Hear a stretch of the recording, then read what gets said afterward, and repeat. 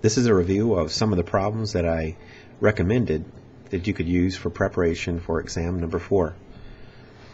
On this problem you have a weight hanging from a beam and it has a cable here and you have a hinge support. So the free body diagram will have a horizontal and vertical reaction at the pin. At the center of mass you'll have the weight of the beam downward, and they tell you that that is 400 newtons. The tension is over to the left at an angle of 50 degrees with respect to the beam, and the weight hanging down is 2,000 newtons at an angle of 40 with respect to the beam.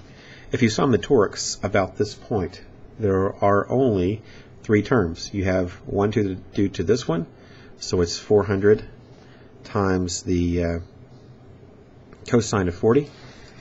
So there it is, 400 times the, 400 times the sine. The cosine is for work, excuse me. Sine of 40, and L over 2, because it's at the center of mass, using the right hand rule gives you the minus sign. So RF sine theta. Looking at the first term that they have, it is at, that's the tension, which is at 3/4 of the length, using the right hand rule, R and F. So there is R and F, and the sine of the angle between them is 50 degrees, and positive here. Negative for this last term, which is 2,000 newtons all the way at the end, right hand rule, R, F, sine theta, sine 40. The L's cancel out, and so this allows you to figure out what the tension is. You can solve for tension here, and they do so and find out that it's 2,460 newtons, or 2.5 kilonewtons. Solving the force in the x direction, some people have been missing this a little bit because we're so accustomed to looking at these angles and taking the sines and cosines to get the x and y component that we overdo it a little bit.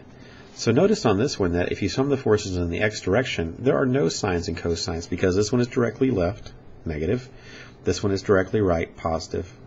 And when you sum the forces in the vertical direction, you have this one up, this one down, and that one down.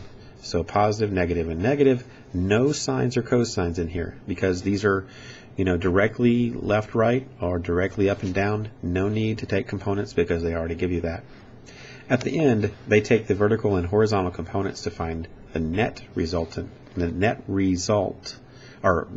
reaction force at the pin.